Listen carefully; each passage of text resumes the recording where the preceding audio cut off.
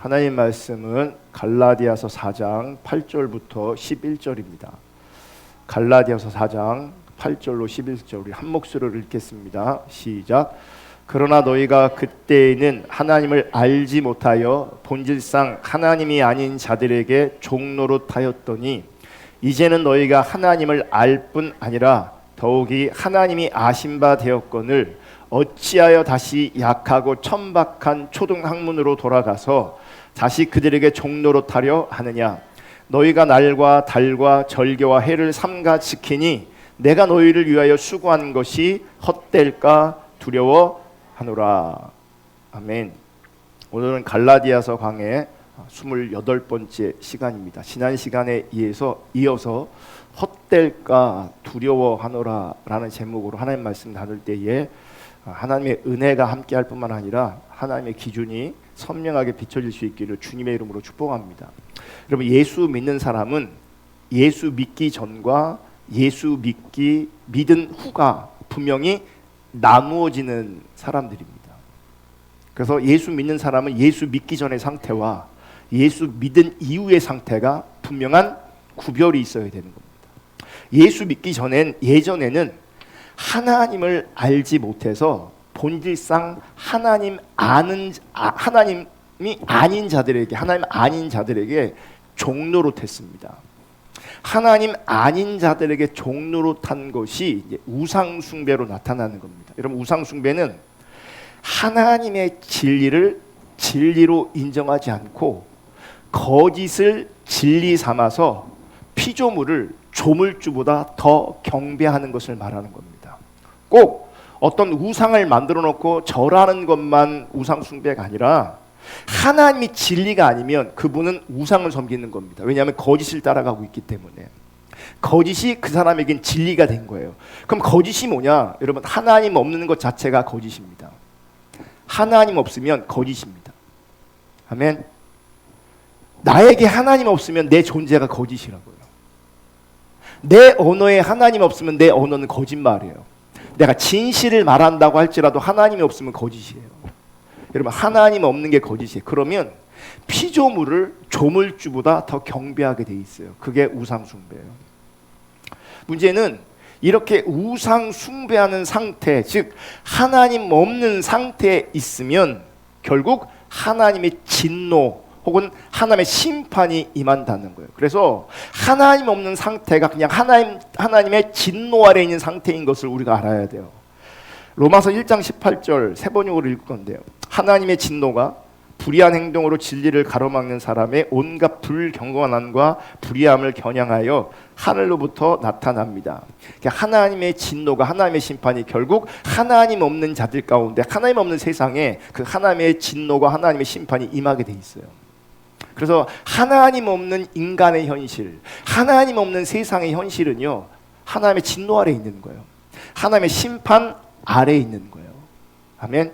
이 심판과 진노에서 우리가 스스로 벗어날 수가 없어요. 왜냐하면 거짓 가운데 있는 사람들은요, 자신들이 하나님의 그 진노 아래 혹은 하나님의 심판 아래 있다라고 하는 인식 자체도 없어요. 그러니까 거기서 구원받고자 하는 어떤 갈망함이나 거기서 벗어나려고 하는 어떤 그 간절함, 이런 게 있을 수가 없는 거죠. 네, 있을 수가 없어요. 그런데 그래서 우리 스스로는요, 하나님의 심판과 하나님의 진노에서 우리는 벗어날 수가 없는 거예요. 많은 사람들은 아예 모르고 있고 알아도 스스로 이런 하나님의 심판과 진노의 자리에서 스스로 구원받을 수 없어요. 스스로 벗어날 수가 없다고요. 우리가 그런 존재라고요. 우리가 그런 현실 안에 있다고요. 그런데 놀라운 반전이 생겼어요. 엄청난 반전이 일어났어요. 그게 뭐예요? 은혜가 임한 거죠. 은혜가 임한 이 극적인 반전이 우리 가운데 실제일 때 우리 인생과 우리 삶이 바뀌는 거예요. 우리 인생이 바뀌고 우리 삶이 바뀌는 겁니다. 아멘. 그래서 우리가 신앙생활을 정말 하고 있다면 반드시 이런 반전이 우리 가운데 있어야 돼요. 이 반전이 없으면 그 사람, 그 인생, 그 삶이 안 바뀌어요. 여러분, 세상은 하나님 없는 인생은 결국 하나님의 심판 아래 있다는 것을 다시 한번 기억하시기를 주님의 이름으로 축복합니다. 아무리 화려한 삶을 살고 아무리 나름대로 행복한 삶을 산다 할지라도 이 세상에서 안 가본 곳이 없고 많은 권세를 누리고 많은 인기를 누려도 결국은요, 이 세상의 삶은 죽음으로 끝납니다. 죽음으로.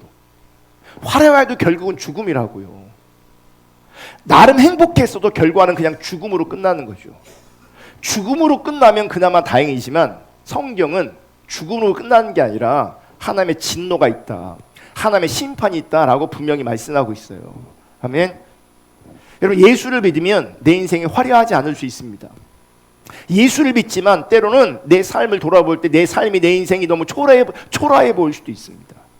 이 땅에서의 삶이 이런저런 많은 제약이 있고 한계가 있을 수도 있습니다. 더 나아가 고난과 고통을 만날 수도 있습니다. 그러나 예수를 믿으면 다른 게 뭐냐? 우리는 영원한 생명으로 하나님 나라를 누리게 된다는 거죠. 이게 반전인 거예요. 행복하고 화려하고 못하는 게 없고 안 가지는 게 없고 그럼에도 불구하고 반전이 일어나는 그 사람들의 반전은 뭐예요? 진노와 심판이라는 거죠. 반대로 내가 예수를 믿는 것 때문에 내가 손해를 당하고 초라한 삶을 살지라도 그럼에도 불구하고 우리 가운데 다가오는 반전이 있어요. 죽음이 아니라 생명인 거죠. 하나님 나라를 유업으로 얻는다는 거죠. 아멘. 이 반전이 우리 가운데 있기를 주님을 축복하고요. 이 반전이 있는 사람은 그럼 어떤 사람이냐?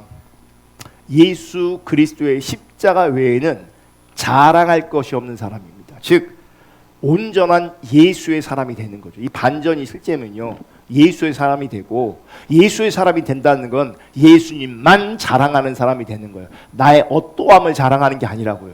나의 어떠함을 자랑하면 그게 하나님 없는 거예요. 그게 하나님 없는 거라고요. 세상 사람들 보면요, 죄송한데 이제 아줌마들 가만히 보면요, 여자들이 말이 많잖아요. 아줌마들이 말이 많잖아요. 그 많은 말 속에 자기 자랑이 엄청 많습니다. 안 해도 될 말들이 너무 많습니다. 안 해도 되는 말을 왜 그렇게 많이 하냐?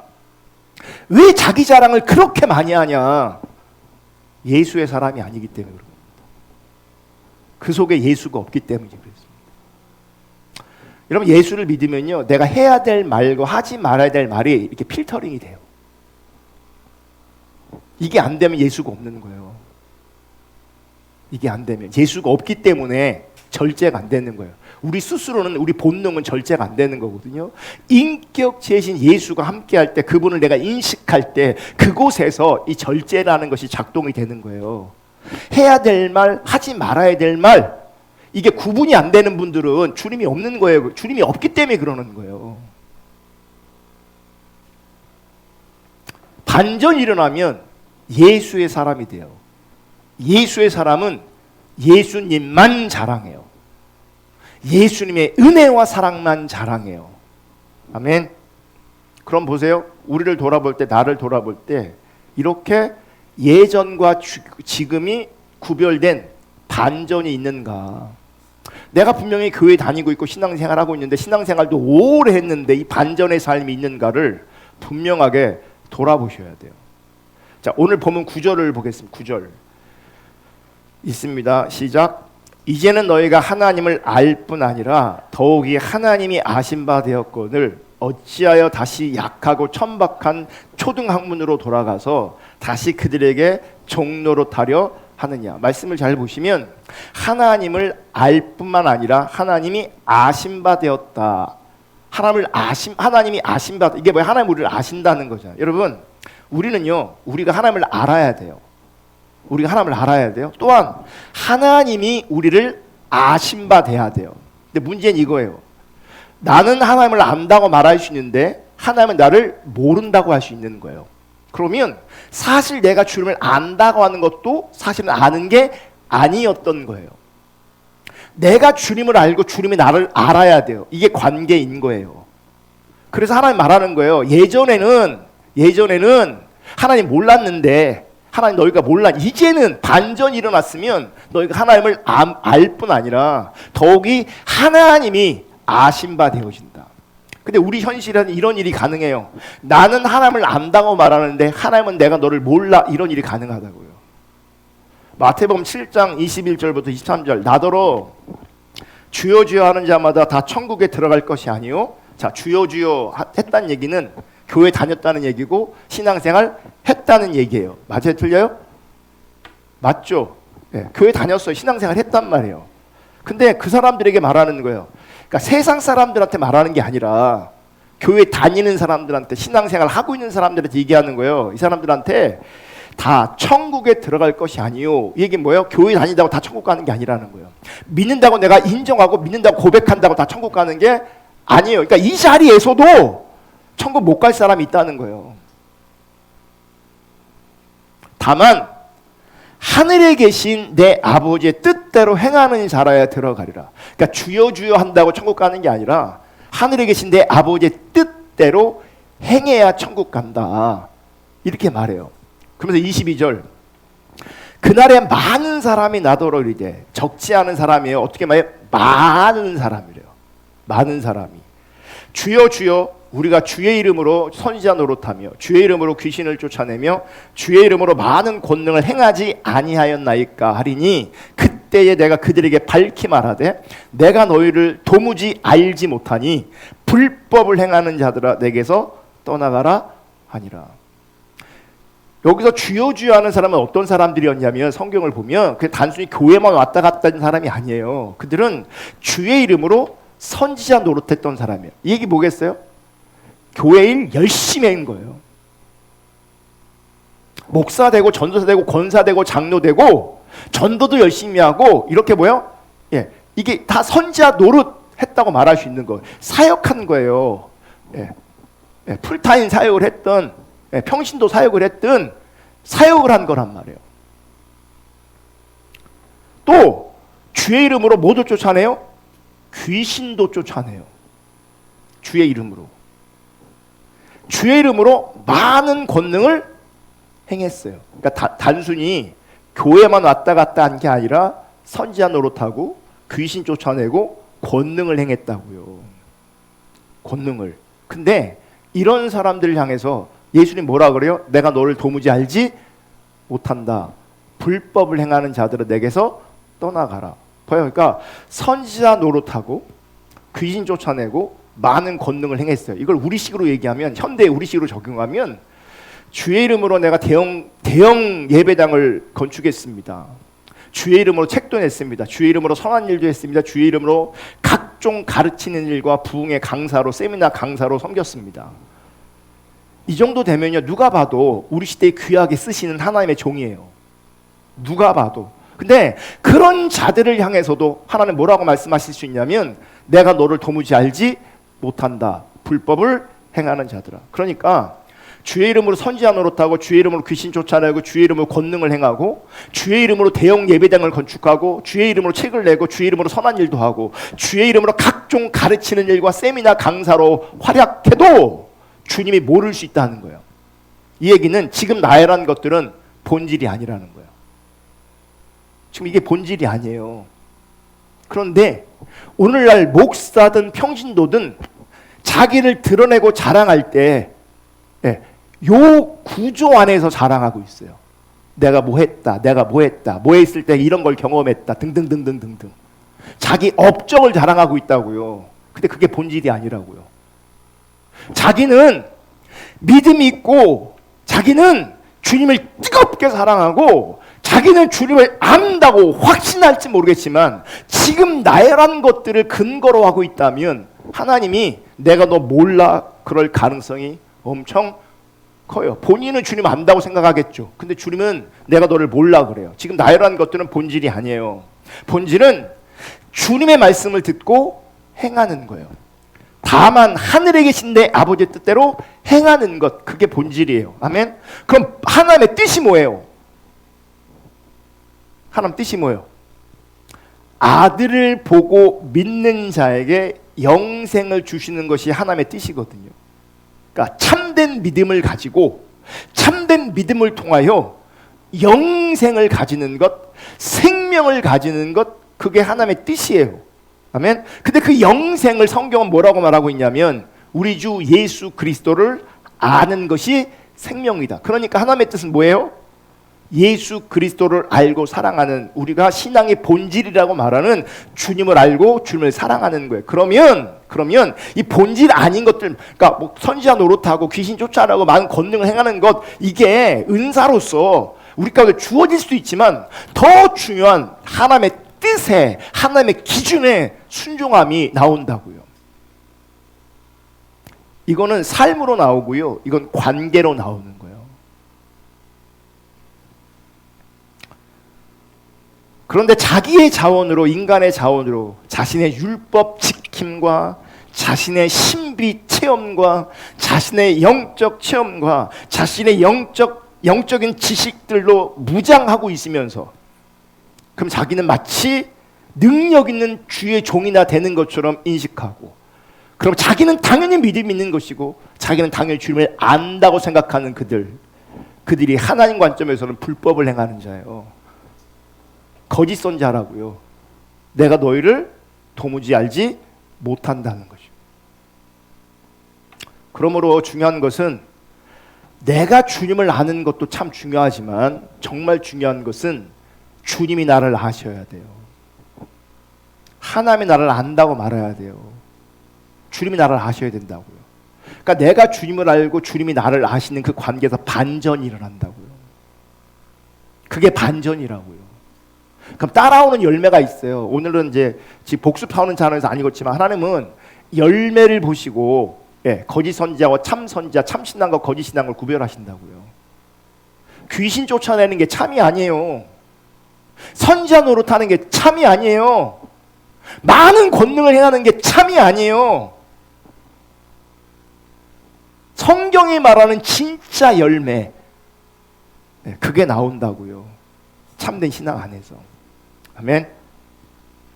그럼 어떤 사람을 주님께서 아신다고 말씀하실 수 있는가? 반전이 실제인 그분에게 하나님이 아시는 거예요. 그러니까 내가 하나님을 알고 하나님 나도 알아, 아무리 우겨도 이게 우겨서 되는 일이 아니고요, 반전이 일어났을 때에 그 사람을 하나님이 아시는 거예요. 그래서 제가 여러분에게 아까 얘기한 거예요. 나에겐 이런 반전이 있는가? 이 반전이 없으면요, 하나님 나를 모를 가능성이 커지는 거예요. 그리고 이 반전이 일어나지 않으니 그 삶과 그 인생이 안 바뀌는 거예요. 반전이 있는 사람은요, 하나님의 아들 예수 그리스도 십자가 외에는 달리 소망이 없는 사람을 말해요. 이제 반전이 일어난 사람들에게는 그에게 유일한 소망은 예수님밖에 없어요. 근데 예수님 말고 다른 소망들이 있어. 예수님이 나의 유일한 힘이 아니라 다른 힘들도 있어. 그럼 반전이 안 일어난 거예요. 반전이 안 일어났으면 하나님이 모르는 거예요. 그러면 여전히 뭐예요? 종교 생활을 하는 것이고 종교적 문화 안에 있는 거예요. 종교와 종교적 문화 안에서도요, 아까 나열된 것들, 선지자 노릇하고 귀신 쫓아내고 권능을 행하는 것도 얼마든지 가능해요. 근데 얘는 본질이 아니에요. 예수 외에 소망이 없기 때문에 그런 사람들은 예수님만 붙잡고 예수님의 십자가만 붙잡아요. 아멘. 예수님만 붙잡고 예수님의 십자가만 붙잡고 있는 그들을 하나님을 아신다고 말하는 거예요. 내가 주의 이름으로 이런 일을 했다고. 근데 난 너 모르는데 이렇게 되는 거예요. 나는 예수밖에 없어요. 나는 십자가밖에 없어요. 하는 사람을 주님께서 아시는 거예요. 자기 자랑하는 사람은요, 하나님 모르세요. 십자가를 의지하고 십자가를 자랑할 때 그 사람이 하나님을 아는 거예요. 하나님이 그를 아시는 거라고요. 누가복음 7장에 보면 하나님이 아심받은 사람의 모습이 나옵니다. 한 바리새인이 예수를 초대하여 식사 대접을 합니다. 바리새인이. 이때 동네 사람들이 모두가 다 아는 죄를 지은 여인이 예수님의 발을 눈물로 씻기고 머리카락으로 닦고 그 발에 입을 맞추고 향유를 붓습니다. 이 사람은 청함받지도 않은 거예요. 그러니까 바리새인이 예수님 초대한 거잖아요. 식사 자리에 초대한 거잖아요. 네. 근데 초대받지도 않은 여인이, 근데 누가 봐도 이 사람은 뭐야? 죄인인 사람이야. 그 죄인인 여자가 예수님의 발 앞에 꿇어 엎드려서 눈물로 발을 씻고 자기 머리카락으로 발을 씻고 거기다 향을 붓고 입맞춤을 한단 말이죠. 그걸 보고는 예수님을 초청한 그 바리새인이 속으로 이렇게 말해요. 생각하는 거죠. 누가복음 7장 39절 있습니다. 시작.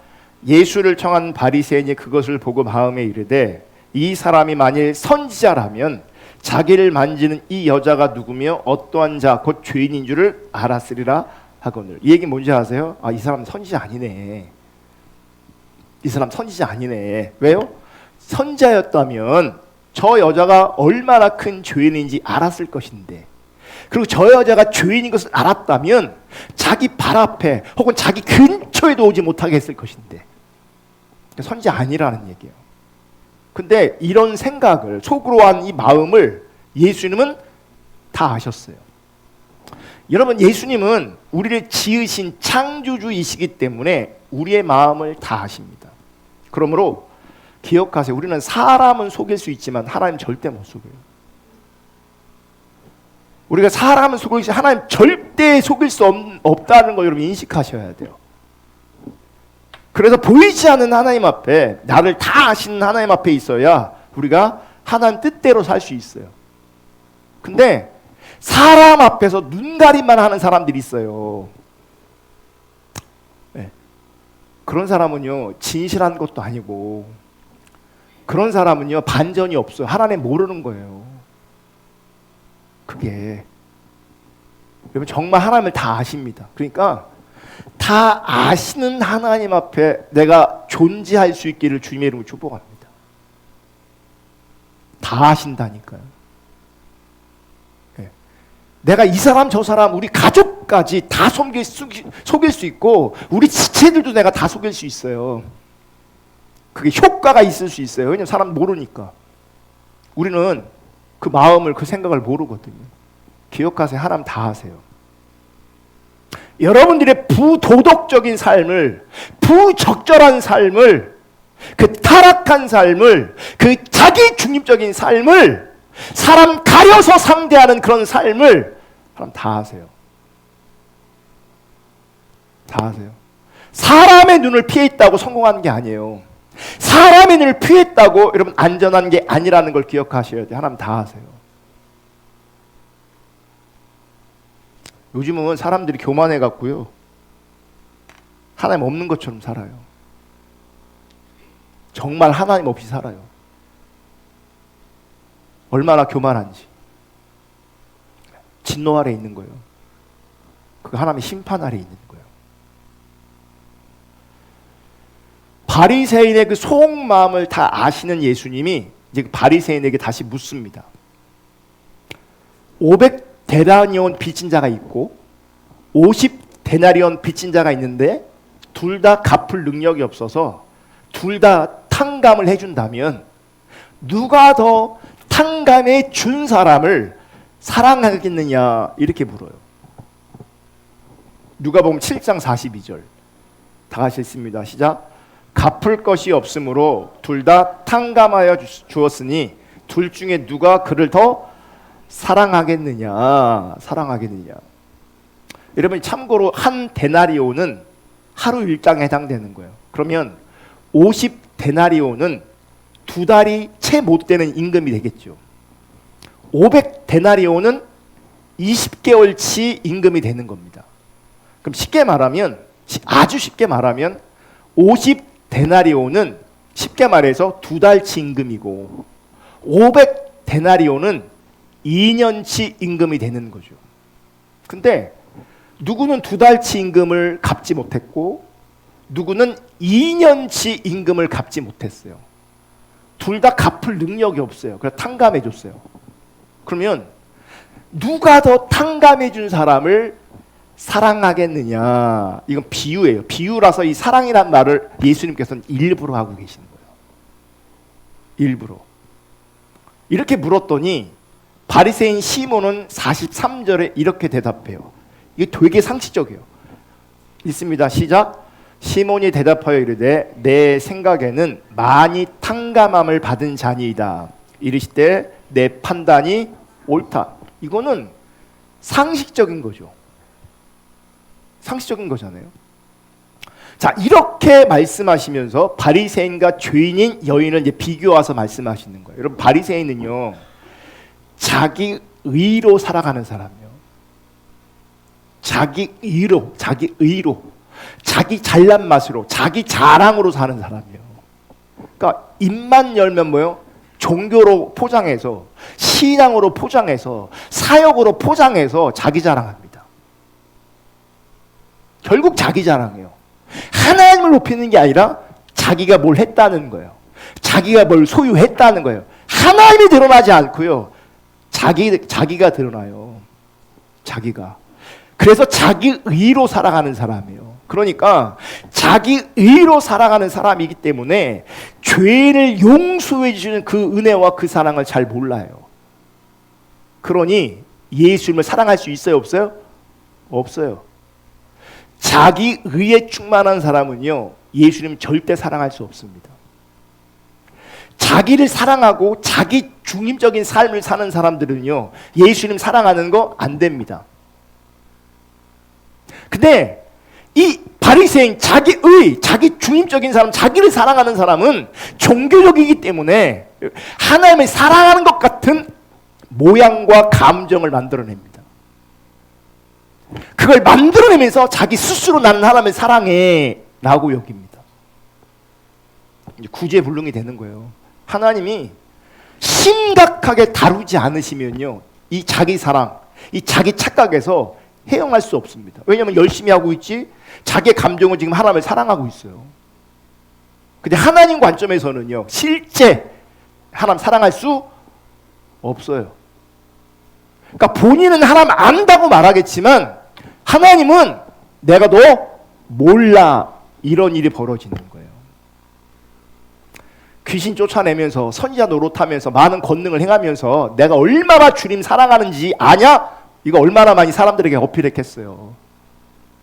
근데 주님이 내가 너 몰라 그래서. 죄 많은 여인은 많이 용서받았기 때문에 많이 사랑할 수 있게 되어지는 거예요. 여기서 핵심 단어가 뭔지 아십니까? 죄, 용서, 사랑이에요. 첫 번째가 뭐예요? 죄를 인식하는 거예요. 죄가 인식되는 거예요. 죄가 인식되면요, 이 용서라는 것이 강력한 은혜로 다가오는 거예요. 내 죄가 인식이 안 되고 자기 의에 갇혀 있다. 그럼 이 용서가 별 감흥이 없어요. 왜요? 50데나리온 빚진 자와 500데나리온 빚진 자가 있어요. 누가 더 사랑해요? 많이 빚진 자가. 그래서 많이 탕감받은 자가 사랑할 수 있어요. 조금 탕감받은 사람은 뭐예요? 죄를 조금 인식하는 거예요. 훨씬 더 많은 자기의에 갇혀 있어요. 자기의. 그래서 뭐가 문제예요? 용서받음에 대한 감격, 용서의 가치, 이게 희박하다고요. 왜요? 죄가 뭔지를 몰라요. 죄가 뭔지를 모른다고요. 우리 시대의 슬픈 현실 중에 하나가 뭐냐면 인간들이 죄가 뭔지를 몰라요. 자기가 죄인인 거를 몰라요. 여전히 자기 의에 사로잡혀 있어서 뭐를 인식을 못하냐면 용서받은 것이 그게 크게 와닿지 않아요. 그러니까 봐요, 이 용서가 크게 와닿지 않으니 뭐가 안 돼요? 사랑이 안 돼요. 사랑할 수가 없어요. 용서받은 이 여인처럼 정말 자신의 죄를 알고, 그래서 용서받은 사람은 예수님 사랑하기 때문에 이제 다른 게 안 보여요. 사람의 눈치가 안 보여요. 왜요? 죄를 알고 용서받았고, 그래서 예수님을 사랑하니까 사람 눈치 보지 않아요. 그래서 사람들의 눈 의식하지 않고 사람들의 수군대는 것도 관심이 없어요. 자기의 성향이나 자기의 어떠함도 초월할 수 있어요. 왜요? 사랑하니까. 사랑하면 여러분 다 초월합니다. 다 다 초월해요. 사랑하니까. 이런저런 핑계를 댄다는 얘기는요, 사랑하지 않는 거예요. 그래서 핑계거리를 세우는 거예요. 핑계거리를 만드는 거예요. 그 핑계 뒤에 숨어버리는 거죠. 사랑하면 그 모든 상황과 처지와 핑계거리를 뛰어넘게 돼 있어요. 왜요? 예수만 보이거든요. 이 죄인인 사람들 자기를 어떻게 생각하는 거 알겠어요? 모르겠어요? 사람들이 자기에 대해 수군거리는 거 알겠어요? 모르겠어요? 다 알죠. 본인도 알죠. 근데 예수를 사랑하는 그 마음 때문에 사람의 눈을 신경 쓰지 않고 사람들의 수군거림에 신경 쓰지 않아요. 사랑에 눈 멀었기 때문에 그래요. 그래서 다 뿌리치고 향유를 깨서 예수님의 발 앞에 부어버리는 거죠. 이 가장 가치 있는 것을 깨서 가장 소중한 예수님 발 앞에 부어버리는 거죠. 눈물로 발을 씻고 자기 머리털로 발을 씻어내는 거죠. 왜요? 사랑하니까. 다른 게 안 보이는 거예요. 여러분, 다른 게 보입니다. 다른 게 보이잖아요. 주님 안 사랑해서 다른 게 보이는 거예요. 그럼 왜 다른 게 보이냐? 내가 죄인인 걸 모르는 거예요. 내가 용서받은 걸 모르는 거예요. 죄인인 걸 알고 내가 용서받았다는 걸 알고 주님께서 나를 용납하셨다는 걸 알고 이런 나도 하나님이 사랑하시는 것을 알면 나도 그분을 사랑하게 돼 있어요. 아멘. 오늘 본문 9절을 다시 보겠습니다. 갈라디아 4장 9절. 이제는 너희가 하나님을 알 뿐 아니라 더욱이 하나님이 아신 바 되었거늘 어찌하여 다시 약하고 천박한 초등학문으로 돌아가서 다시 그들에게 종노릇하려 하느냐. 이거 세 번역으로 다시 읽어볼게요. 지금은 여러분이 하나님을 알 뿐만 아니라 하나님께서 여러분을 알아주셨습니다. 그런데 어찌하여 그 무력하고 천하고 유치한 교훈으로 되돌아가서 또 다시 그것들에게 종노릇하려고 합니까? 다시 뭐 한다는 거예요? 돌아가는 거예요. 근데 그 돌아간 자는 뭔지 아세요? 무력하고 천하고 유치한 교훈으로 돌아가는 거죠. 어찌하여 다시 약하고 천박한 초등학문으로 돌아가서 다시 그들에게 종노릇하려고 하느냐라고 뭐 하시는 거예요? 지금 바울이 책망하고 있는 겁니다. 여러분, 죄와 용서와 사랑을 알고 받은 자가 다시 초등학문으로 돌아간다는 것은 하나님의 사랑이 예수 그리스도의 십자가 안에서 나타난 것을 지금 다시 무시하고 짓밟아 버리는 행위를 말하는 겁니다. 그러니까 십자가와 은혜와 사랑을 무력화시키는 거예요. 시브리서 10장 28절 29절 잘 보세요. 모세의 법을 폐한 자도 두세 증인으로 말미암아 불쌍히 여김을 받지 못하고 죽었거든. 하물며 하나님의 아들을 짓밟고 자기를 거룩하게 한 언약의 피를 부정한 것으로 여기고 은혜의 성령을 욕되게 하는 자가 당연히 받을 형벌은 얼마나 더 무섭겠느냐 너희는 생각하라. 세 번역으로 볼게요. 자, 다시 다 읽겠습니다. 시작. 모세의 율법을 어긴 사람도 두세 증인의 증언이 있으면 가차없이 사형을 받는데 하나님의 아들을 짓밟고 자기의 거룩하게 해준 언약의 피를 대수롭지 않게 여기고 은혜의 성령을 모욕한 사람은 얼마나 더 무서운 벌을 받아야 하겠는가를 생각해 보십시오. 여러분, 새 언약이 완성되고 나서는 모세의 법으로 심판받는 것이 아니라 이제는 하나님의 아들을 믿지 않는 것이 심판의 이유가 됩니다. 근데 봐요. 이제 뭐요? 예전에는 종노릇 했는데 이제 내가 주님을 알고 하나님이 나를 알았는데 다시 뭐로 돌아가요? 초등학문으로 돌아가 버려요. 이게 뭐예요? 그 하나님의 은혜와 사랑, 십자가의 은혜와 사랑을 짓밟아 버리는 거예요. 부정해 버리는 거예요. 그게 하나님의 은혜를, 성령의 역사를 욕되게 만드는 거라고요. 거기에 뭐가 임한다고요? 하나님의 진노가 임한다고요. 생각하래요. 그래서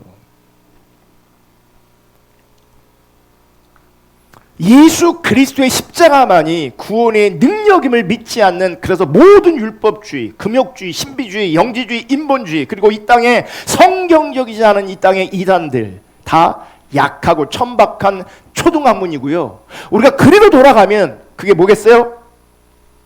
예수 그리스도의 십자가의 은혜와 사랑을 무시하고 짓밟아 버리는 거라고요.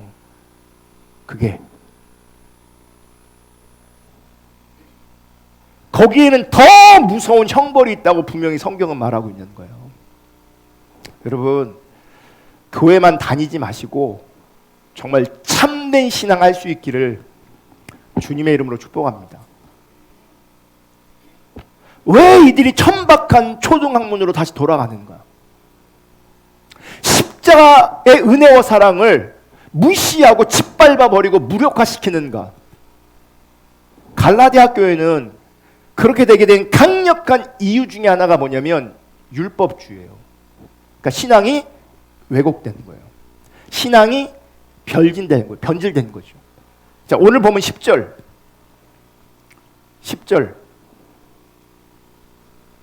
갈라디아 4장 10절. 너희가 날과 달과 절개와 해를 삼가시키니, 너희가 날과 달과 절기와 해를 삼가 지키니 그랬어요. 그러니까 초등학문으로 돌아가서 다시 종노릇하는 모습이 할례만 있었던 것이 아니라 날과 달과 절기와 해를 지키는 것으로 나타났다는 거예요. 왜 할례를 받고 날과 달과 절기와 해를 지키는가? 왜 할례를 받으라고 하고 왜 날과 달과 절기와 해를 지키라고 하는가? 왜요? 그것을 지킴으로 말미암아 의롭게 되고 복도 받는다고 생각하는 거죠. 누군가 거짓 선지자가 들어와서 성경이 말하는 참된 믿음이 아니라 할례를 받아야 돼, 날과 달과 절기와 해를 지켜야 돼, 그러면 네가 의롭게 되고 구원을 받고 복도 받을 수 있는 거야. 정확하게 행함으로 말미암은 의를 전한 것이고 율법주의 기복신앙을 전한 거죠. 이렇게 되면 신앙이 종교로 타락하게 되고, 이렇게 되면 신앙이 문화로 타락하게 되는 거예요. 여러분, 종교에는 생명이 없어요. 문화에는 생명이 없어요. 참 신앙에만 생명이 있는 거예요. 참 신앙에만 생명이 있다고요. 그냥 교회만 다닌다고 구원받는 게 아니에요. 교리에 동의한다고, 헌신하고 사역한다고 구원받는 게 아니에요. 그럼 여기서 말하는 날과 달과 절과 해가 뭐냐? 여러분, 율법에서 지키라고 한 모든 의식과 절기들을 말하는 거예요. 구체적으로 말하면 안식일, 월삭, 유월절, 칠칠절, 초막절 같은 이 절기 등을 지키는 걸 말하는 거고, 이 의식과 절기를 지키는 것을 바울은 뭐라고 말해요? 천박한 초등학문으로 돌아가는 것이라고, 그리고 초등학문에 종노릇하는 것이라고 지금 말하고 있는 거예요. 지금 나열한 의식과 절기들은요, 다 예수 그리스도를 증거하는 그림자입니다. 그런데 이제 실체가 왔단 말이에요. 실체가 왔기 때문에 이제는 그 그림자를 붙드는 게 아니라 모든 언약을 완성하신 예수 그리스도를 바르게 참되게 믿어야 되는 거죠. 그 예수 그리스도를 붙잡아야 되는 거죠. 아멘. 새 언약의 실체이신 그분을 알고 사랑하는 것이, 친밀한 교제 가운데 거하는 것이, 이게 실체이신 예수 그리스도, 실제로 오신 예수 그리스도의 바른 관계, 이게 바른 신앙이라는 거예요. 그래서 우리는 그분 알기를 구하고, 그분 사랑하기를 구하고, 그분의 친밀한 교제 가운데 있기를 원하고, 그분의 뜻을 통한 동역자의 삶, 쓰임받는 삶을 구하는 거예요. 관계성 안에서. 아멘. 그런데 이 갈라디아 교인들이 아직 그림자를 붙잡고 있다는 거예요. 실체가 왔는데 다시 그림자를 붙잡고 있는 거예요. 그림자를. 그러면 이제 우리가 이 날과 절기와 의식들을, 이 지키는 부분들을 우리가 고민해야 돼요. 여러분, 우리는 이 구약에서 말하는 이 날과 달과 절기를 우리는 지킵니까? 안 지킵니까? 우리는 안 지키죠. 유월절 같은 거 안 지키죠. 이단들은요, 문자를 추구하기 때문에 이단들은 구약의 절기들을 지켜요. 유월절, 이게 다 뭐야? 실체이신 예수 그리스도의 그림자란 말이에요. 그러니까 그 안에 예수님의 의미가 분명히 있죠. 그림자니까. 그 예수 그리스도를 발견하는 게 중요한 것인데 이제 예수가 왔단 말이에요. 실체가 왔단 말이에요. 그런데 이 구약적으로 뭐 유월절을 얘기하고 막 그런단 말이에요. 실체가 왔는데. 그래서 여러분 주변에 이단들도 그렇고 혹은 정통 교회처럼 보이는데도 그렇고 뭐 유월절 지킨다 뭐 이런 얘기 하잖아요. 초막절을 지킨다 뭐 이런 얘기 하잖아요. 그분들은 문자주의인 거예요. 그림자를 붙잡고 있는 거예요. 우리는 그런 관점에서 구약에서 말하는 날과 절기, 달 지키지 않아요. 우리는. 근데 우리는 다른 절기들과 의식들이 있어요. 뭐냐면 그림자가 아니라 실체이신 예수님이 오셨기 때문에 그 예수님을 통한 의식과 절기들을 지킨다고요. 대표적인 게 뭐냐면 성탄절, 부활절, 성령 강림절, 뭐 이런 거, 추수감사절, 맥주감사절, 왜 우리 시대는 뭐 이게 송구 영신 예배 등 이런 것도 뭐예요? 절기 내지는 어떤 의식들인 거죠. 그러면 지금 나열한 것들을 우리는 지켜야 됩니까? 안 지켜야 됩니까? 네, 이게 이제 웃기는 거죠. 왜냐하면 네, 우리는 지키고 있으니까. 근데 보세요. 어떤 교단은요 성탄절을 안 지키고 있어요. 성탄절을 안 지켜요. 왜 안 지키느냐? 그분들의 주장이에요. 제 주장이 아니라 그분들이 성탄절을 지키지 않는 주장. 네. 오해하지 마. 내 주장이 아니라 누구 주장이에요? 성탄절을 안 지키는 사람들의 주장이에요. 고대를 읽어드릴 거예요. 성경에는 12월 25일을 성탄절로 지키라고 하였습니까? 이게 질문이에요. 네. 그러면 벌써 아니요. 답이 아닌 거죠. 왜 12월 25일이 성경에 기록되어 있지 않거든요. 초대교회 때 성탄절을 지켰습니까? 아니에요. 성경에도 없고 초대교회 때도 없는 성탄절을 왜 12월 25일로 지키는 것입니까? 기독교가 박해를 받다가 로마에서 공인을 하고 국교를 삼았습니다. 로마가 지배하는 나라는 다 기독교로 개종시켜 나갑니다. 속은 바뀌지 않았는데 껍데기라도 바꾸기 위해서 온갖 이방의 종교들을 적당하게 색칠만 해요. 기독교화합니다. 그래서 로마를 통해 기독교가 국교화되면서 실제로 이런 일이 벌어져요. 모든 이방 종교들이 기독교로 흡수되어지는 거예요. 이게 기독교가 국교화되면서. 그런 일들 중에 하나가 로마 시대 당시에 가장 큰 축제의 날인 태양신을 섬기는 날을 예수 그리스도의 탄생한 날로 정하여 함께 섞어버린 것입니다. 성경에서 지키라고 하지도 않았고 어떤 사도들도 지키라고 하지 않았던 성탄절을 지키면서 온갖 이교 문화가 다 들어와 있습니다. 성탄 트리와 장식들이 다 풍요와 다산을 상징하는 이교 풍습들입니다. 이런 카톨릭의 온갖 미신적인 것들을 타파하고 개혁한 것이 개신교입니다. 개신교는 오직 성경의 개혁의 원리입니다. 그런데 성경에도 없는 것들을 얼마나 많이 타협하여 수용하여 들어와 있냐는 것입니다. 그래서 우리는 성탄절을 안 지킵니다. 그렇게 주장하는 거예요. 나름 일리가 있어요, 없어요? 있죠. 그럼 우리는 지켜야 돼요, 안 지켜야 돼요? 네, 지키고 있으니까. 저는 한편으로는 동의하는 부분이 있지만 한편은 동의되지 않는 부분이 있고, 또 하나는 오늘날 성탄절이 크리스마스가 너무 세속화돼 갖고요. 너무 세속화되거든. 빨간 날이 아니었으면 좋겠어요. 우리가 그 의미에 맞게 우리가 그 절기를 지키고 예배하면 맞지만 그날이 빨간 날이 되어서 하나님과 상관없는 사람들이 즐거워하고 행복해하고, 예. 그러면서 이 타락한 삶을 살고, 이제 그런 관점에서 오늘의 성탄절 크리스마스를 돌아볼 필요는 있어요. 자, 그러면 날과 달과 절기는 우리가 어떻게 받아들여야 되는가? 지켜도 되냐? 혹은 안 지켜도 되는 것이냐? 우리는 성탄절도 지키고 추수감사절, 맥주감사절 지킵니다. 그럼 왜 지키냐 우리는? 로마서 14장 5절 8절이에요. 어떤 사람은 이 날을 저 날보다 낮게 여기고 어떤 사람은 모든 날을 같게 여기나니 각각 자기 마음으로 확정할지니라. 6절. 나를 중히 여기는 자도 주를 위하여 중히 여기고 먹는 자도 주를 위하여 먹으니 이는 하나님께 감사하며 먹지 않는 자도 주를 위하여 먹지 아니하며 하나님께 감사하느니라. 핵심은 뭔지 아세요? 이 날, 절기, 달, 의식을 지킬 때 핵심은 뭐냐면, 본질은 뭐냐면 주를 위하여예요. 주를 위하여. 예전에 한국 교회에서는요, 주일날 거룩하게 주일을 지키기 위해서 돈 쓰는 걸 금했습니다. 지금은 어떻게 돼 있어요? 그런 개념이 없죠. 왜냐하면 그러니까 돈 쓰지 말라고 하니까 어떻게 되냐면 이게 율법주의 성향으로 가는 거예요. 우리가 타락해서 복음을 잘 모르고 참된 신앙을 잘 모르면 그런 것들이 우리 가운데 지침으로 내려올 때, 룰로 작동할 때 어떻게 돼요? 그걸 하면 자기 신앙생활 잘한다고 생각하는 거예요. 그러다 보니까 한국 교회에서 어떻게 그런 것들을 조금씩 그런 게 무너지기 시작하는 거예요.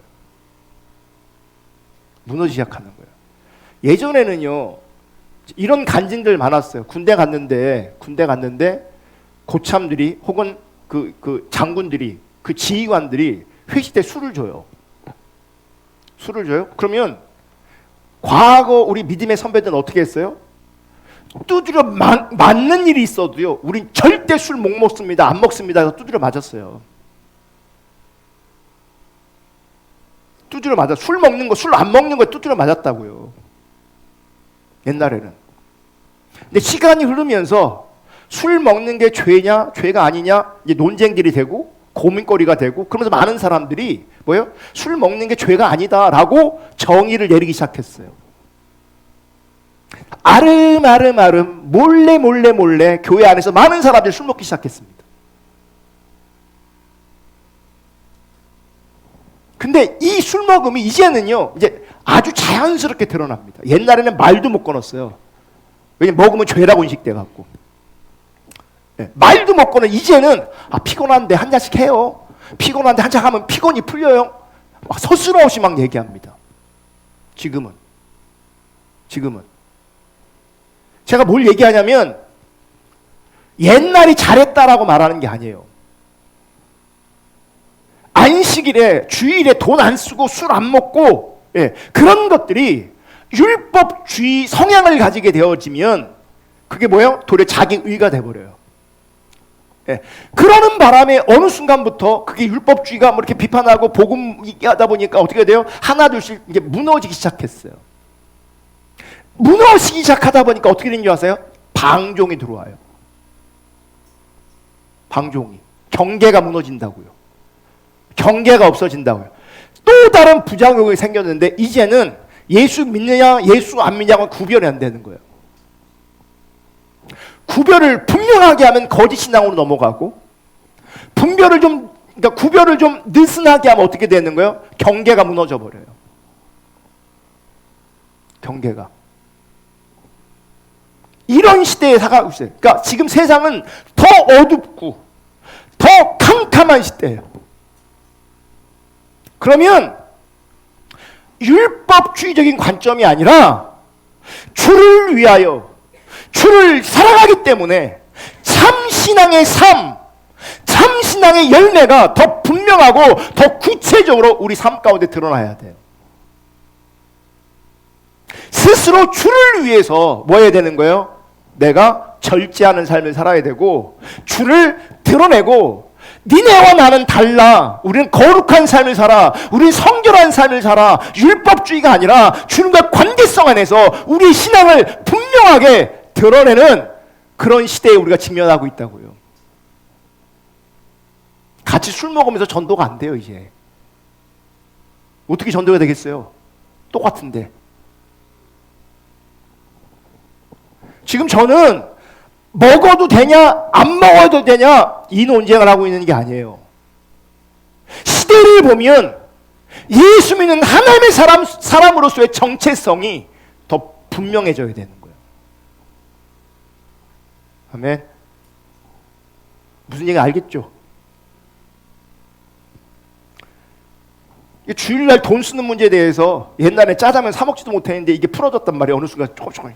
그러니까 막 너도 나도 짜장면 사 먹고 막 그러다 보니까 뭐예요?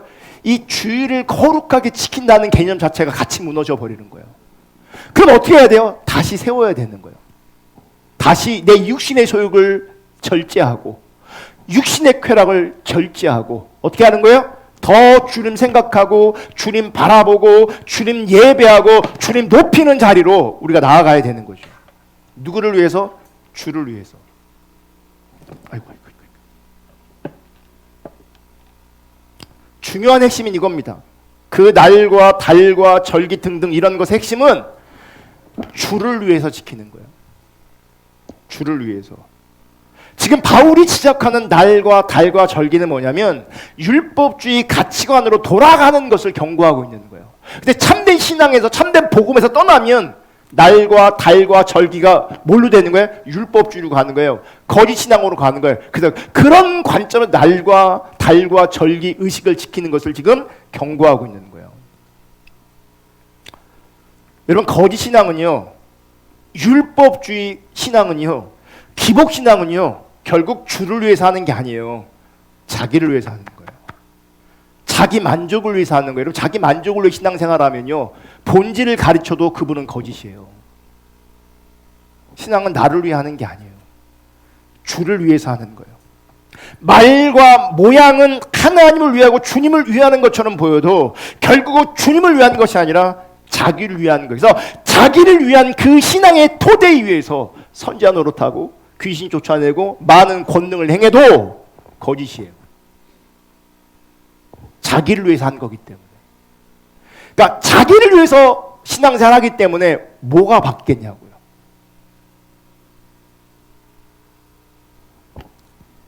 그래서 자기 중립적인 사람은 하나님의 은혜와 사랑은 십자가를 무시하고 짓밟아요.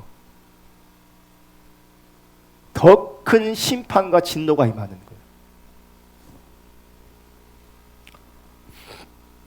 결국 자기를 위해서 날과 달과 절기를 지키는 것은 아무런 의미가 없고요.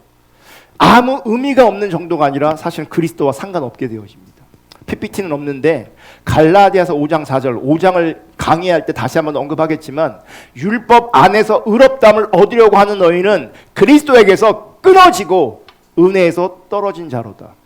신앙생활 안 한 사람을 향해 말하는 게 아니에요. 지금 날과 달과 절기를 너무 잘 지키고 있어요. 그 자리에서 어쩌면 선지자 노릇하고 귀신 쫓아내고 권능을 행할 수도 있어요. 근데 그들에게 말하는 거예요. 너희는 그리스도에게서 끊어지고 은혜에서 떨어졌다.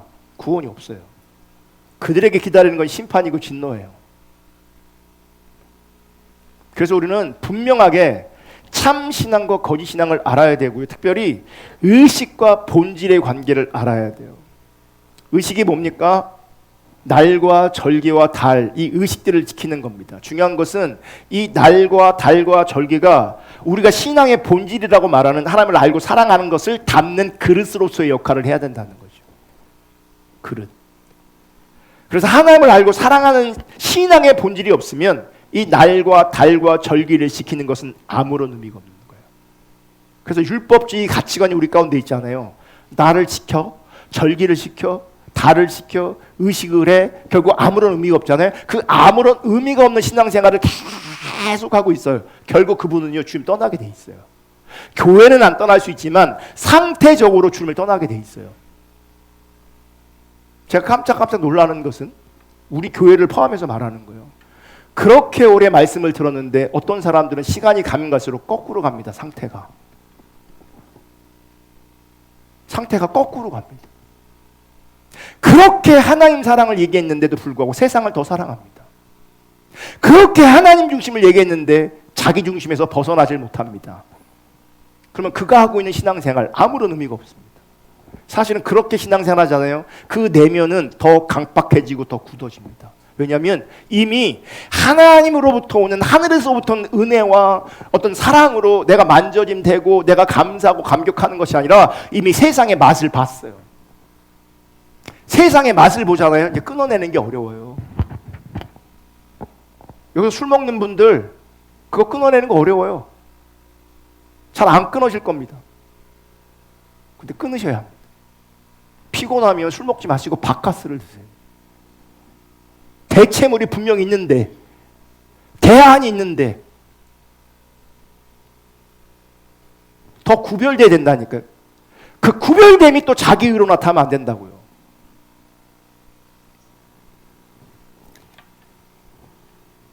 신앙의 본질인 주님을 알고 사랑하는 것이 없으면 성탄절을 지키는 것이, 부활절을 지키는 것이, 맥주감사절을 지키는 것이, 추수감사절을 지키는 것이 무슨 의미가 있겠어요?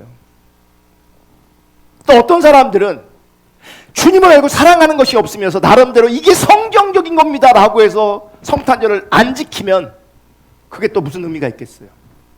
어떤 사람들은 주님을 알고 사랑하는 것이 없는데 성경에서 정의와 공의를 말하고 있다고 그 정의와 공의를 실현하려고 애쓰고 힘쓰는 사람들이 있어요.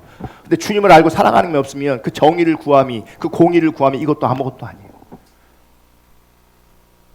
누구는 종교적으로 자기 의에 빠지고요. 누구는 정의와 공의를 말하면 자기 의에 빠져요. 다 하나님하고 상관없는 것들이에요. 그래서 우리는 날과 달과 절기를 온전히 이해하기 위해서 이 성찬식을 살펴보는 게 되게 중요합니다.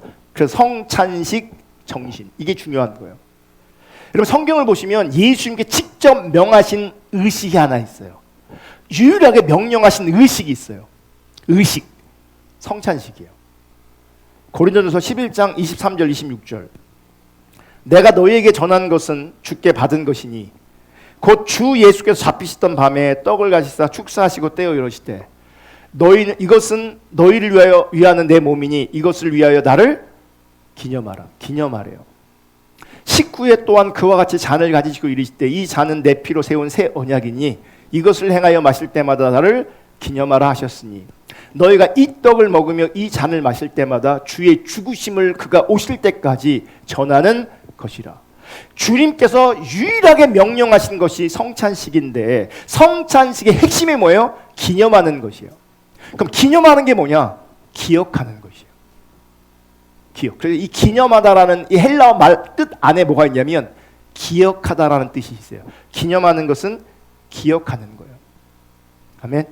그러니까 뭘 기억해요? 그 은혜와 그 사랑을 기억하는 거죠. 네.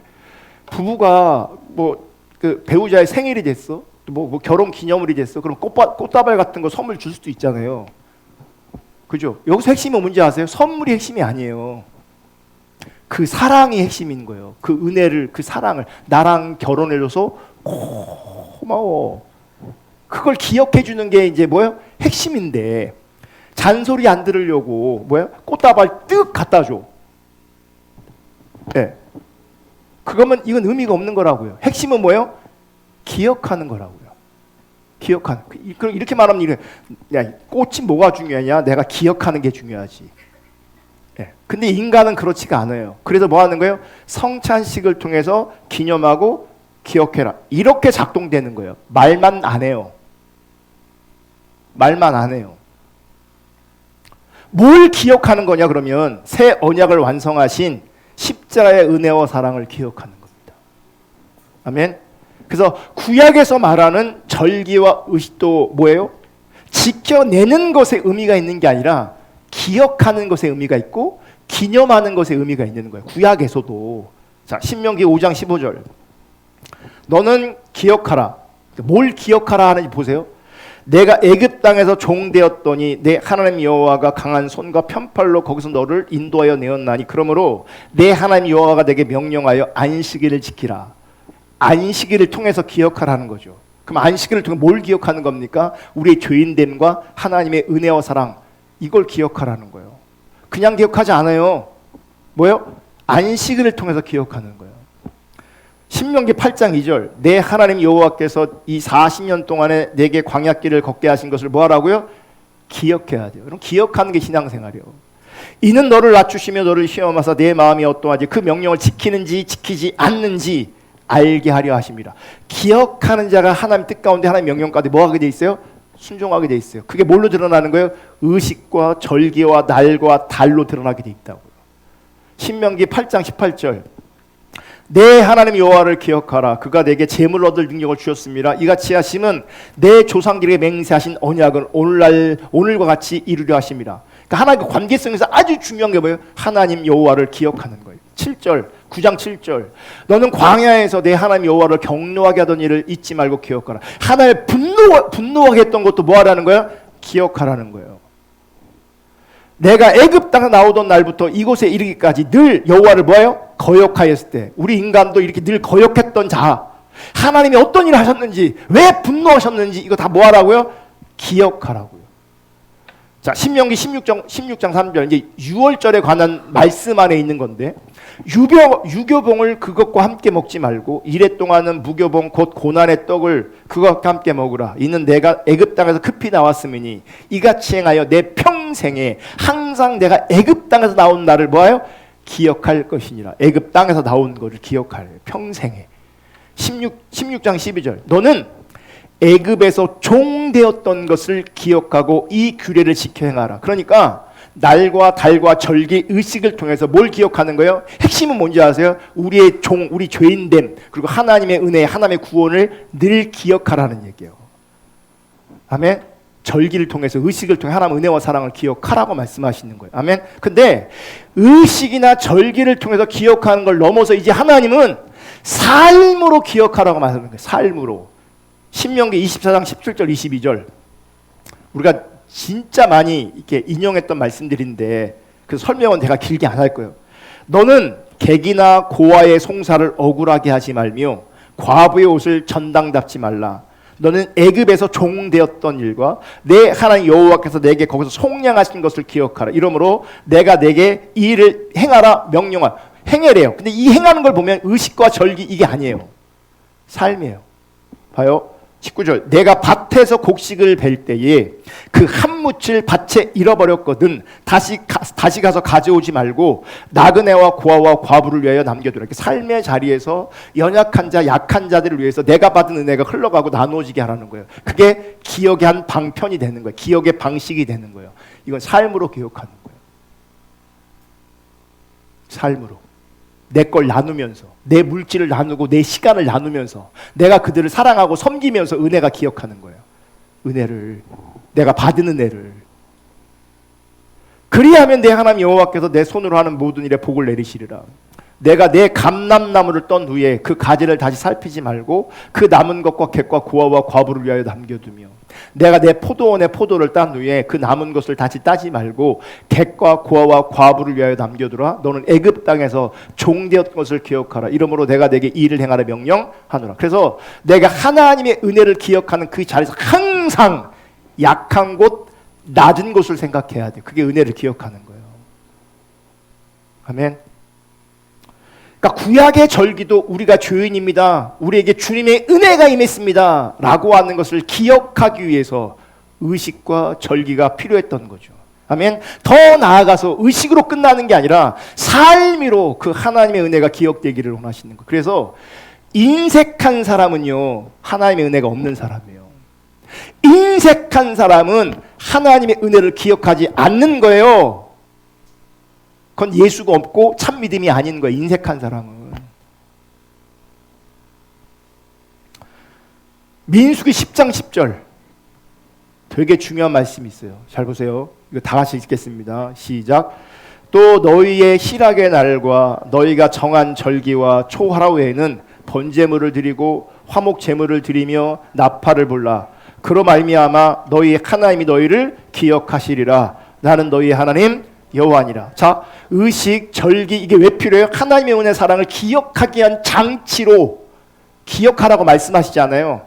그래서 이런 절기와 의식들을 지키면, 그런 본질적인 관점에서 하나님의 은혜와 사랑을 기억하면 하나님 뭐라고 말씀하시는 거예요? 내가 너희를 기억할 거라고. 내가 은혜를 기억하는 그 자리에서 주님이 함께 하신다고요. 주님이 임재하신다고요. 주님이 나를 붙잡고 계신다고요. 아멘. 핵심은 내가 주님의 은혜를 기억하는 거예요. 뭐를 통해서? 의식을 통해서, 절기를 통해서. 아멘. 그래서 우리 안에 있는 이 자기 중립적인 율법주의적인 가치관이 철저하게 내려져야 합니다. 왜냐하면 이 율법주의가 살아있으면 은혜는 상실되게 됩니다. 은혜는 무너지게 됩니다. 그리스도에게서 끊어지고 은혜는 떨어지게 돼 있어요. 여러분, 율법주의 자기의가 얼마나 무서운가를 아셔야 돼요. 근데 우리는 본성적으로 자기중심과 자기의에 가까워요. 이 얘기 뭔지 아세요? 이 기억하는 것을 의지를 들여서 해야 된다는 거예요. 의지를 들여서. 아멘. 기억하지 않는 곳에 행하는 그 모든 것들이 헛되게 돼 있는 거예요. 지금 갈라디아 교회가 복음이 전해졌는데, 참신앙이 전해졌는데, 그들이 성령이 부어졌음에도 불구하고 다시 뭘로 들어가는 거예요? 연약한 초등학문으로 돌아가 버린 거예요. 준비한 동영상이 있거든요. 그거 한번 볼게요. 불 다 끄세요. 소리 키우고. 이니셜 넣어드렸습니다. 역시. 이런 거 있어줘야죠. 여기 이니셜 넣어드렸습니다. 역시. 이런 거 있어줘야죠. I love it. 셔츠 같은 경우도 제 이름을 새기면 저 사람이 연주할 때 바이올리니스트거든요. 그러니까 프로 바이올린 연주자예요. 데니정이라는 사람인데, 데니군가? 데니구. 데니구. 정신 상태는 나랑 비슷한 것 같아. 여기도 운전 치면 안 돼. 네. 문화. 데니무.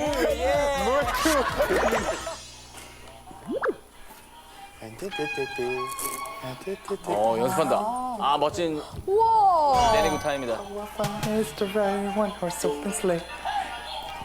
좀 전에 연습이 중요하다고 이제 그랬죠. 목 놓는 데를 무조건 소독을 해야 돼요. 네, 제가 바이올린이 2개 있는데요. 이제 윌슨이 들고 있는 악기는 제 악기고요. 이거는 2014년도 더 있었던 악기인 것 같고요. 이 악기 같은 경우는 제가 너무 감사하게도 이제 잠깐 후원받은 악기예요. 1902년도에 만든 악기예요. 1902년 악기라고? 네, 이탈리안 악기입니다. 저걸 저렇게 잘 보존하고 있는 것도 신기하다. 이거 관리를 진짜 많이 해야 돼요. 많이 비싸죠. 그래서 아마 악기가 그래도 한 4, 5억은 특히 미국에서 후원 개념이 되게 큰데요. 현악기라는 게 이게 미술 작품처럼 그 투자 개념으로 많이 악기를 사요. 아, 오래된. 네, 우리가 바이올린은. 악기가 또 시간이 지날수록 이거 올라가요. 같이. 네, 좋은 악기는. 그래서 그 악기도 계속 참고 있으면 죽잖아요. 악기가 아무나 써야 되니까. 그래서 아티스트가 써야 되니까 그런 후원해주는 뭐 단체든지 사람들이 많아요. 그래서 저도 네. 도로 가서 가시는구나? 네네네. 제게 아니에요. 네. 현대 분위기 저건 왜 키는 거야? 살짝 분위기 타임. 아 저거 중요하지. 그리고 저는 은은한 불을 좋아해요. 막 한국 왔는데 다 병원 불인데 여기 불빛이 좀 은은해서 좋았어요. 하얀 볼에선 음악이 나올 수가 없어. That's right. 하얀 볼은 음악이 나올 수가 없어. That's right. 우리 하얀 불인데 우리.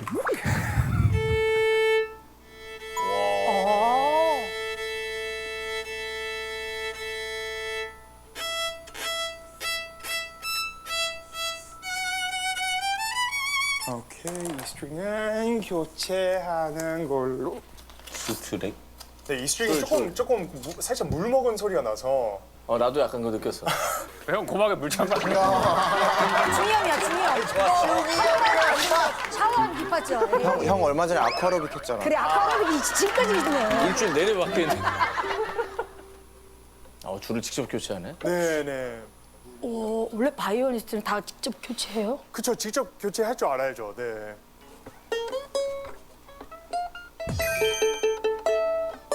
오케이, 진짜 시작하자. 어디 가는 거예요?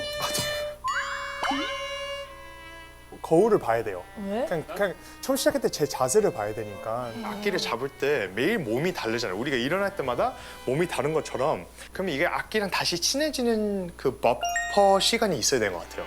저는 이제 스케줄 없는 날 같은 경우는 적어도 한 5-6시간은 매일 하는 것 같고요. 와, 이거 한 30분에서 1시간? 되게 오래 한다. 손 푸는 걸. 네. 그 다음에 이제 뭐 행사가 있던지 그 곡들을부터 본격적으로 연습을 하고.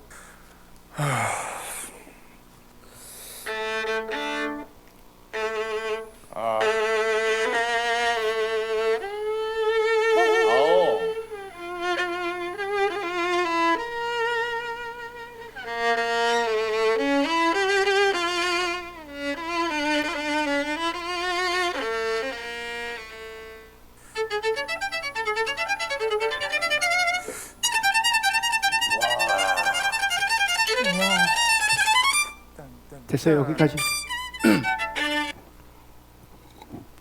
자, 제가 저 영상을 보여드린 이유 중에 하나가 뭐냐면 저분은 프로예요, 프로.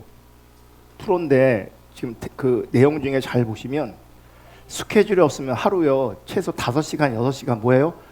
연습해요. 프로인데 이게 뭔지 아세요? 몸으로 기억하는 거예요. 근데 아까도 거울 보는 이유가 뭐겠어요? 자세가 흐트러져서 거울을 보고 뭐예요? 교정하는 거예요. 프로인데 그 일을 매일 해. 손 푸는 것만 매일 1-2시간 해요. 전체적으로 매일 5시간, 6시간 매일 연습을 해요. 그래야 전문 연주자로서 무대에 설 수가 있는 거예요. 저렇게 매일매일 하는 게 뭐예요? 그게 기억하는 거예요. 저게 기억이에요, 저게. 그래서 우리는 매일 큐티를 하면서 기억하는 거예요. 이렇게 주일날 모이면서 주님을 기억하는 거예요. 날과 절기를 통해서 이런저런 의식들을 통해서 더나 우리의 삶을 통해서 주님의 은혜와 사랑을 기억해야 돼요. 그렇게 안 하면 몸이 굳어요. 자세가 틀어져요. 그러면 은혜가 망각되어져요. 그러면 주님을 떠나게 돼 있어요. 여러분, 제가 마음이 되게 불편하고 힘든 것 중에 하나가 뭐냐면 그렇게 큐티를 얘기하고 하나님 찾을 건 얘기하고 신앙의 본질을 그렇게 얘기해도요 삶의 자리에서 여러분들은 기억하지 않아요. 기억되지 않아요. 바이올린 키우는 것도 하루에 5시간씩 6시간씩 연습하는데 여러분 하나님 앞에서 어떤 마음으로 어떤 자세를 가지고 그분의 은혜와 사랑을 기억하고 있냐고요. 그러니까 너무나 자연스럽게 자기 의가 나를 지배해버리고 율법주의가 나를 지배해버리고 기복신앙이 나를 지배해버리고 그러면서 연약한 초등학문으로 다시 돌아가 버리는 거예요. 바울의 수고가 헛될 뿐만 아니라 예수 그리스도의 그 십자가의 수고가 헛되게 돼버린다고요. 매일매일 우리가 주님을 기억하지 않으면 삶으로 그렇게 주님을 기억하지 않으면 아멘. 그래서 여러분 삶의 자리에 막 살지 않기를 주님 없이 막 살지 않기를 육체의 소욕만을 따라 살아가지 않기를 주님으로 축복합니다. 막 살고 육체의 소욕을 살면 살수록 그게 결국은 내 인생이 망하는 길인 걸 알아야 돼요. 결국 매일 내 자세를 돌아봐야 되고요. 매일 연습해야 돼요. 매일 기억해야 돼요. 매일. 아멘. 의식과 삶으로 우리의 모든 것으로 주님의 은혜와 사랑을 기억하는 저와 여러분 될 수 있기를 주님의 이름으로 축복합니다. 그래야 우리가 신앙의 본질에서 떠나지 않습니다. 이미 떠나신 분들이 많아요. 정말 돌아올 수 있기를 주님의 이름으로 축복합니다. 기도하겠습니다.